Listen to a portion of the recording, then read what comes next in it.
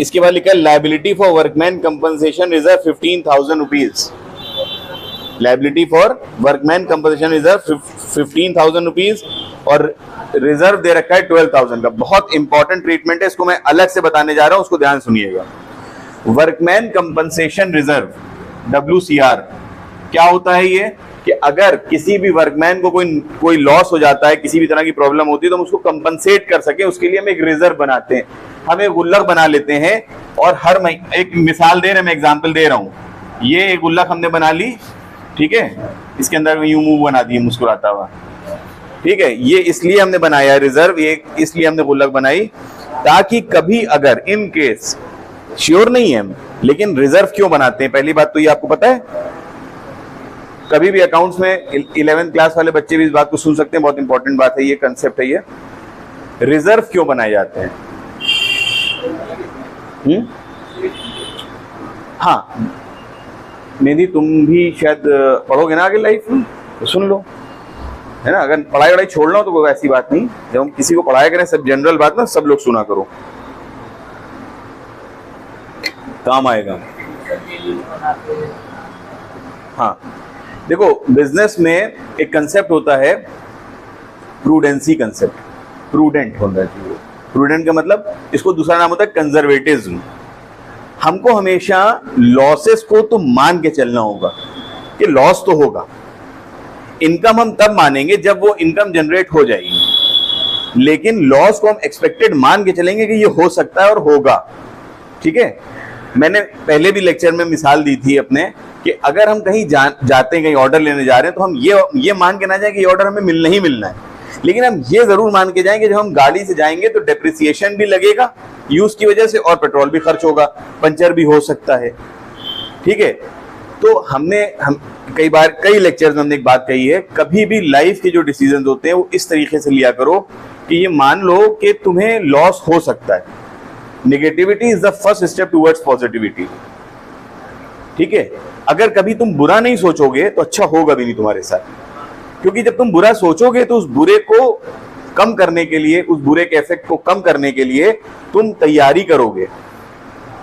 बारिश का मौसम होता है तो आदमी छाता लेके घर से निकलता है, कहीं बारिश उसके ऊपर उसको भिगो ना दे, वरना यही होता है कि आज ही छतरी लाना भूले, आज ही बारिश सर पर है, पहले अपने आप को कोसा फिर मौसम को गाली दी, यही वाला होगा। तो मौसम को गाली देने से बेहतर है कि आप छाता लेके घर से निकलिए। कभी भी बिल्डिंग बनते देखी होगी तो हमेशा देखा होगा बड़े बड़े नेट लगा दिए जाते हैं नीचे, कि मजदूर अगर कहीं गिर जाएं तो मर ना जाएं, उनकी लाइफ जाने से बेहतर है कि हम पहले से ही सोच के चलते हैं कि नेट लगा दें। इसी तरीके से अगर मान लीजिए हम जब भी कभी बिल्डिंग बना रहे होते हैं तो नियो हमेशा देख के रखते हैं कि जमीन वहां की कैसी है। बालुई जमीन होगी तो अलग तरह से नियो बनाई जाएगी, पथरीली जमीन होगी तो वहां अलग तरह से। क्यों? ताकि क्योंकि बिल्डिंग जब हम बनाने जा रहे हैं ऐसा ना हो कि हम एक ही जैसी सब नियो लगा दें हम, और वहां की जमीन पता रेतीली हो, पूरी जमीन बैठ जाए, जमीन में पूरी बिल्डिंग गिर जाए। तो इसलिए पहले नेगेटिविटी हमें सोच के चलनी पड़ती है कि ये ना हो कि कहीं बिल्डिंग गिर जाए आगे चल के, इसलिए उसको बेस को मजबूत करना होता है। ठीक इसी तरीके से बिजनेस में भी हम लोग की तरीके काम नहीं होते हैं कि हम लोग मान ली हमने एक चप्पल खरीदी, पहनी हमने, उसके बाद क्या हुआ साहब वो टूट गई। अब जब टूट गई तो अरे यार चप्पल टूट गई, चलो यार अब तो चप्पल लाना पड़ेगी है। फिर हम क्या करते हैं, वॉलेट निकालते हैं, 1,000 रुपए उसमें से गिनते हैं। अब एक महीने की इनकम पे एकदम से 1,000 रुपए का हमारे ऊपर बर्डन पड़ जाता है।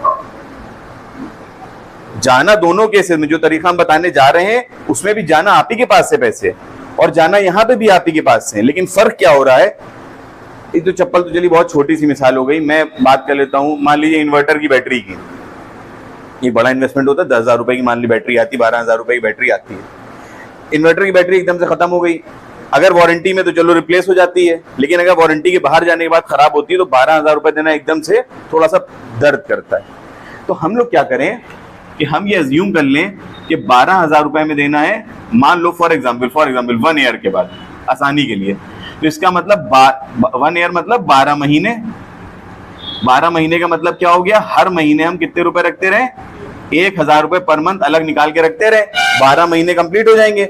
अब 12 महीने के बाद अगर बैटरी बदले खराब होती है तो क्या होगा, एकदम से 12,000 नहीं जाएंगे मेरे पास से, हर महीने 1,000 जाएंगे। तो करंट इनकम पे एकदम से बोझ नहीं पड़ेगा, थोड़ा थोड़ा बोझ डिवाइड कर दिया जाता है।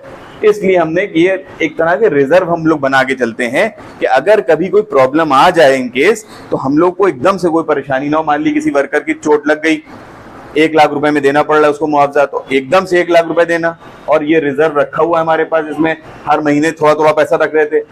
पिछले 20 साल से बना रहे हैं रिजर्व हम, 20 ईयर्स से। तो इसके अंदर मान लिए फॉर एग्जाम्पल 20 लाख रुपीज रखे हुए हैं, तो इसमें से 1 लाख रुपए देना क्या परेशानी होगी आपको? उतनी तकलीफ नहीं होगी। इसलिए हमेशा इन रिजर्व को हमेशा बना के चला जाता है। क्लियर हो गया यहाँ तक बात? तो ये है बेसिक मकसद आपके रिजर्व्स का। अहमद बेटा पैर हटा लो। हाँ, मुस्तकिल हिला रहे हो तुम इसको। बेटा तुम आप वाली चप्पल हटा लो वहां से, हम देख रहे हैं तुम्हारी चप्पल यहाँ से। हाँ, अब नहीं लेगा जिंदगी में। ये टॉपिक, ये टाइम याद रखना। खैर, तो वर्क हम लोग कभी भी जो रिजर्व बनाते हैं वो सिर्फ इसीलिए बनाते हैं कि अगर कभी कोई अनफोर्सीन एक्सपेंडिचर आ जाए, या किसी भी तरीके के जिस भी चीज का रिजर्व हम बना रहे हैं अगर वो एक्सपेंडिचर आ जाए वाकई सामने, तो हमारे पास इतने पैसे हों कि हमारी करंट इनकम के ऊपर इतना ज्यादा बोझ भी ना आए, और हम लोग अपने काम को प्रॉपरली करते रहें और सामने वाले का भी नुकसान ना हो। तो अब जो हमने क्वेश्चन में हमें दे रखा था वर्कमैन कंपनसेशन रिजर्व, हमारे क्वेश्चन में गिवन था। बाकी 11th वाले अब चाहे तो अपना काम कर लें। वर्कमैन कंपनसेशन रिजर्व का बनाने का मकसद पता चल गया। अब हमारे पास ये रिजर्व दे रखा है लायबिलिटी में, देखिए कितना है, 12,000 रुपीज। और क्वेश्चन कह रहा है क्लेम आ गया 15, बहुत इंपॉर्टेंट पॉइंट बता रहा हूं इसलिए ध्यान सुनिएगा। क्लेम आ गया 15,000 रुपीज, ठीक है। इसका मतलब हमने 12,000 तो इसी रिजर्व से दे दिए, बाकी 3,000 अपनी जेब पे एडिशनल कॉस्ट आ गई।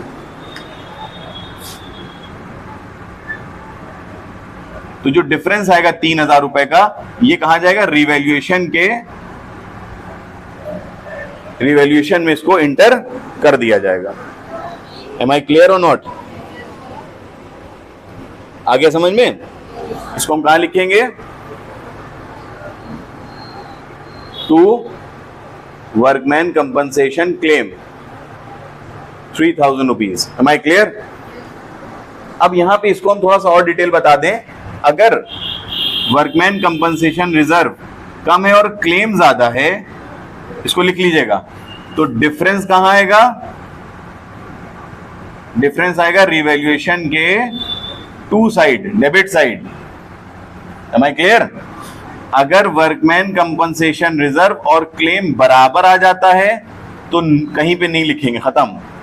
और वर्कमैन कंपनसेशन रिजर्व ज्यादा है और क्लेम कम है, तो जो डिफरेंस आएगा,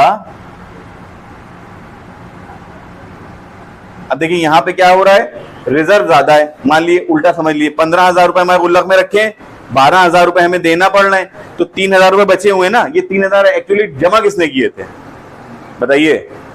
पार्टनर्स ने ना, ओल्ड पार्टनर्स ने ओल्ड रेशियो में जमा किए होंगे। हर महीने वो लोग अपने पैसे थोड़े थोड़े पैसे जमा कर रहे होंगे। तो ये जो डिफरेंस आएगा यहाँ पे, रिजर्व ज्यादा है, मान ली रिजर्व है कितने का? 15,000 रुपए का, और क्लेम कितना है? 12,000 रुपए का। तो डिफरेंस कितना है? ये 3,000 रुपए किसका हिस्सा है? पार्टनर्स का हिस्सा है। तो इसको क्या करेंगे? कैपिटल अकाउंट में ओल्ड रेशियो में इन ओल्ड पार्टनर्स डिस्ट्रीब्यूट कर देंगे। कहां? बाय साइड में, क्रेडिट साइड में। एम आई क्लियर और नॉट? पक्का?